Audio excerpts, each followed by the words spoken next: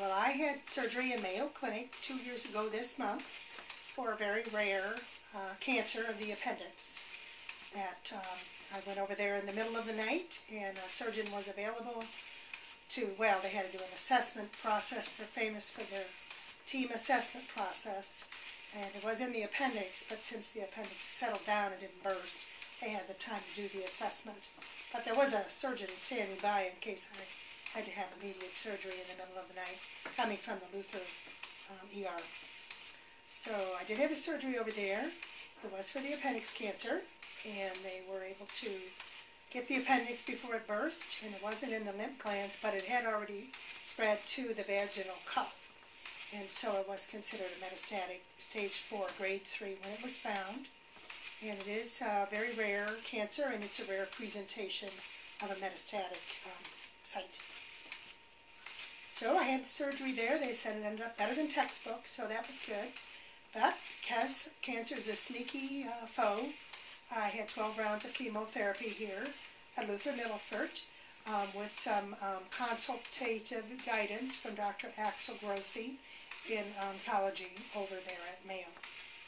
So I also, while I was a patient at Mayo, requested a consult with the palliative care person and with their complementary integrative medicine person, because I read their newsletters, and so I knew that that was a service Mayo had before I even knew I was going to end up over there. And so before I even had the surgery, because it could have ended up being really bad. It wasn't, but they were preparing me that it could have been really bad. So I learned that about the integrative complementary medicine they had for inpatient, and then I called that woman, and she was able to help me get linked with Dr. Ahmed Sood, who is in the outpatient integrative complementary medicine program in the internal medicine department. So when I came back for a follow-up consultation with Dr. Grothe to determine a recommended plan of care, I was able to meet for the first time with Dr. Sood. And I have been meeting with him quite regularly for over almost 2 years, and I'm thrilled that they have that integrative complementary medicine program, and I hope someday that that will extend to their regional partners like here, that they have more integrative complementary medicine. They actually do acupuncture over there at Mayo, but I live in Eau Claire, and I've been working with an acupuncturist here in Eau Claire since 2003. Because I do have some complicated autoimmune problems as well. And but Dr. Sood always encourages me to keep on with the acupuncture, even as much as once a week if I can afford it. I have to pay for it out of pocket, but I do find it helps the body restore and balance itself, and helps the body better get rid of the toxins from chemotherapy. I also do massage. I don't know if they offer that at Mayo, but it's certainly a complementary modality. I do that on a regular basis. And healing touch. I use aromatherapy. I use reflexology. And I use chiropractic. And all of those really help the body work as effectively as possible. Another thing that's very helpful with Dr. Sood, and I have heard him speak at the Women's Cancer Seminar over there as well, is how powerful your thoughts are, your cognition when it comes to healing. And so how to really use the power of your brain and of your mind to train your emotions. Obviously, when you're told you have a terminal cancer diagnosis, and you've got a life you want to keep living, and you've got children and people you care about, it's really hard. So he is very good at helping you, first of all, just accept the reality. I think it's very important to just be able to accept the reality of things as they are, always knowing that the body can surprise us and can heal itself in many ways. And that healing takes place on many levels: emotional, spiritual, physical. So while maybe I'll still end up dying from the cancer, which seems quite likely, the quality of the time that I have while I'm alive can be much better. And that's what I think the integrative and complementary therapies can help with. So I go to him. It's almost like I see him as a very wise human being and a very skilled healer on all the realms. And I will raise up a question I struggle with on my cancer journey, And he's always got some interesting metaphor that might help me reframe how I'm looking at a situation. He just helps put things in a better perspective. And he helps remind me of what I already know, and to use what I already know works for me. So he's just a wonderful person to have. His book on complementary medicine that he's put together is excellent, and I've recommended it to many people. So he's quite an asset over there, and like I said, I hope Luther Middleford with their new cancer center will be able to incorporate more of these healing modalities. I personally think it's that work that is keeping me as healthy as I am. The cancer, unfortunately, even after 12 rounds of chemo last summer, summer of '09, did come back in February of this year into the peritoneal cavity and back into the vagina area. So we're back with a real serious fight on our hands, and at this point now they pretty much consider it advanced and incurable and terminal. So we're just working on some concoctions in the chemotherapy and complementary approaches, and so far so good. I just came back from Mayo Clinic last week, and the oncologist there looking at the CAT scans from over there felt that the condition is stable and that the treatment protocols at this point are doing the trick. So that's good. Whenever I go to Mayo Clinic, they have a spiritual center there, a meditation room or something, I forget what it's called, Center for Spiritual Care, I think. Caught my eye one time walking through the halls. So I always go in there. They have a prayer wall where you can put intentions. So I always write intentions and put them in the prayer wall.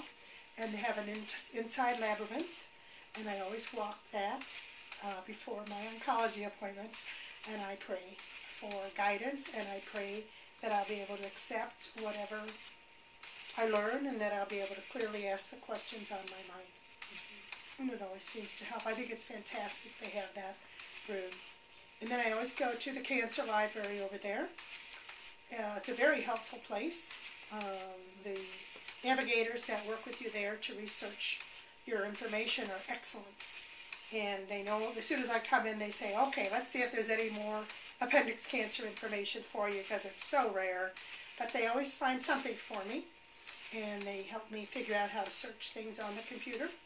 And I usually go to they also have a women cancer center on the 9th floor, I believe it is.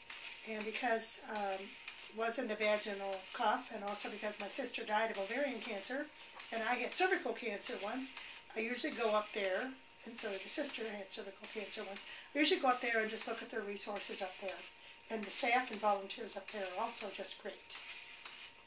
And I ran into one of the chaplains up there once who did a very good job recording a relaxation meditative CD that I listen to at home. So I usually come home from Mayo with a whole bag full of resources. They have so many educational resources there. And if I have time when I'm over there, I sit in on their lectures. They always have educational programs every day for patients and also for professional people. And since I have a master's in social work, I've sat in actually on a few of the professional presentations that they've done. They probably don't know I'm there, but I just go there anyway. Nobody stops you. I went to one on music therapy used for healing, which was excellent. So I'm glad that Luther Middleford is linked with Mayo Clinic.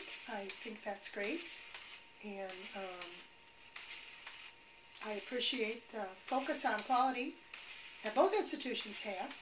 And I'm always amazed at how efficient they are at getting people through there at Mayo. I mean, there's thousands of people milling around the halls, but they really keep you on schedule for the most part, and everybody there is extremely pleasant and extremely professional.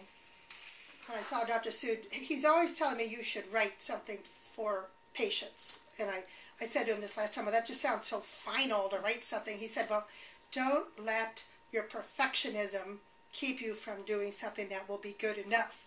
So I thought that was very helpful. But then he also said, do you want to do something that will help other patients?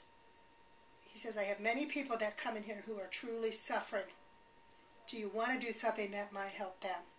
And I said, well, you know I do. I've worked as a social worker for 35 years. on aging and disability issues. And so at this point, I'm trying to do anything I can to live out my personal mission statement, which is helping goodness grow.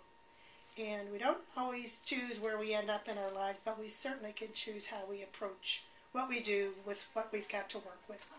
And so I really am on a mission to, well, there's a prayer of St. Francis, make me an instrument of your peace. And I really see that that's the life work I'm about now.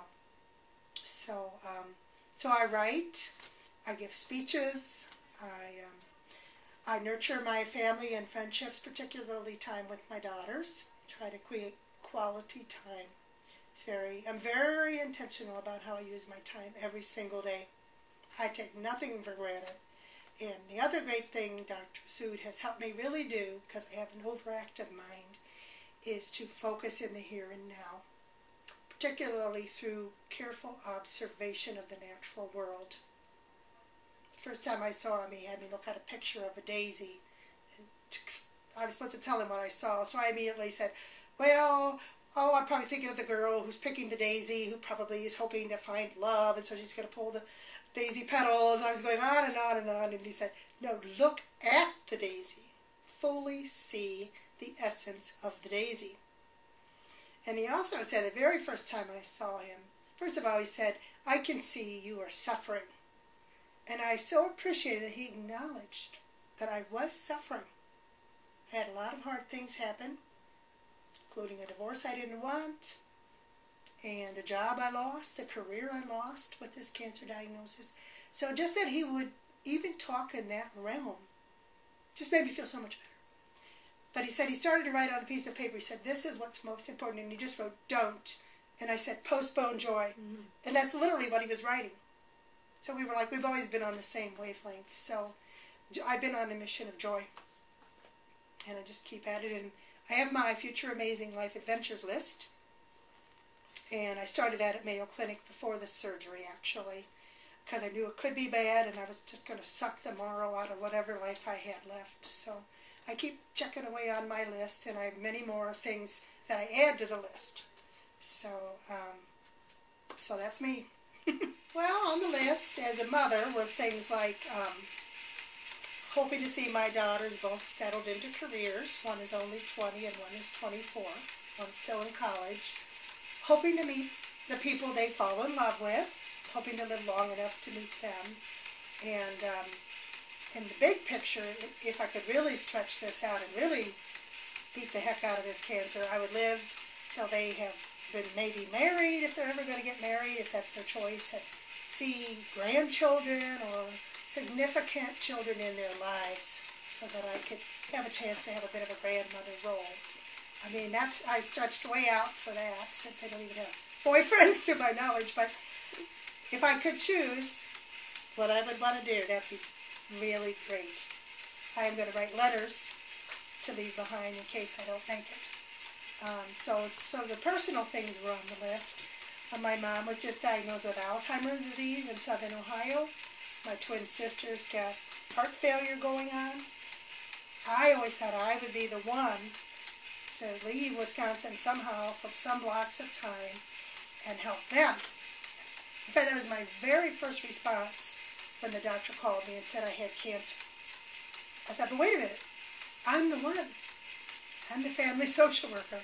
I'm the one that's supposed to go down and really be able to be of assistance to my mom and my twin sister. And so I just thought, well, tough luck on cancer. I've already got this planned, so, sorry, my docket is full. And then I always wanted to get on Oprah to talk about handling life challenges that happen to women in midlife, because I had like 27 challenges, so that is still on my list. I did want to have a private one-on-one with President Obama. This was before health care reform was passed, but since it might get decimated, I still may have to do some health care advocacy. I still want to testify at the Senate on issues about maybe cancer research, maybe insurance, what insurance funds and doesn't fund. But I definitely am going back to Washington. That's something that's definitely in mind for me. I'm going to try to do some more writing, not just of my memoirs, but poetry and essays. so I do some writing, but so many people keep telling me, there's a book in all of this for you, Diane, just get going on it. So I've had so many people tell me that it would really be great if I could do that. So, Nova Scotia, I always want to go to Nova Scotia. I want to take a cruise on the Great Lakes. There's a cruise boat now on the Great Lakes. I love Lake Superior, so I'm still aiming to go down a paddle boat down the Mississippi River to New Orleans, preferably with a jazz elder hospital seminar going on. So those are some of them. I always have ideas in mind. And I think, well, to be alive, you can't get out of life without suffering. You just can't. So working on attitude is, I think, extremely important if you're faced with rough news. And anybody who's got a serious diagnosis and is doctoring at Mayo, you usually have sometimes some pretty rare and serious diagnoses. It is true that attitude is the one string you can play on sometimes, and you really can go a long way if you can figure out ways to improve your attitude. And the why me is human, but the flip side, why not me? I often think about that when I have a pity party. I do have a Caring Bridge site on the internet, and for me that allows me to just say whatever's on my mind. And one time I was feeling a lot of pain, another time I was just afraid. And I just put a little line out there, help, I'm afraid. And I immediately had all these people respond all over the United States, friends or friends of my friends or friends of my family. And I just immediately felt so much better. So having a medium where you can either buy a phone call or Caring Bridge, Facebook, whatever it is, just to say, help, I'm in a hard spot right now. Can you help me see this differently? I have a circle of care of friends and family that gather together, some of them far away, just send me a note in the mail every 2 weeks, which I just love going to the mailbox. And some do meals. Somebody's bringing a meal tonight, for example, so 2 or 3 nights a week they share a meal with me or bring a meal over, particularly the week I'm having chemo. Sometimes they help me get to Mayo Clinic, or they help me get here for chemo if I'm not strong enough. They help rake my leaves. They've helped plant flowers. You know, one of my friends even cleaned my bathtub one day when I just did not have the energy. I thought, oh, that is the ultimate friend. So I think it's very important to nurture friendships and family and try to be concrete, because a lot of people want to help, but if you're not concrete, I could use help with this, and ideally I could use help like within 2 weeks. And then my mother taught me to always write thank you notes, so I promptly write thank you notes to thank people. It's very important to thank people. And I'm always looking at what I can do with my talents and what I can do with the time I have left. So I'm looking at how can I create my legacy. I don't have money. Cancer is very expensive.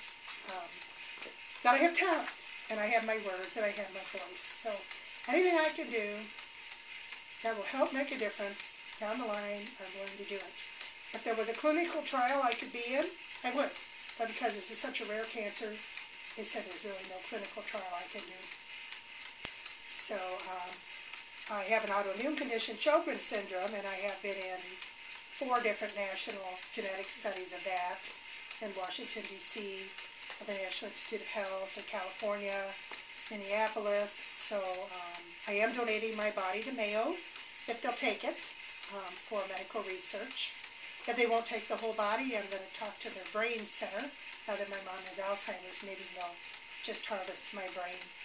So I like to find ways to live on after I'm gone.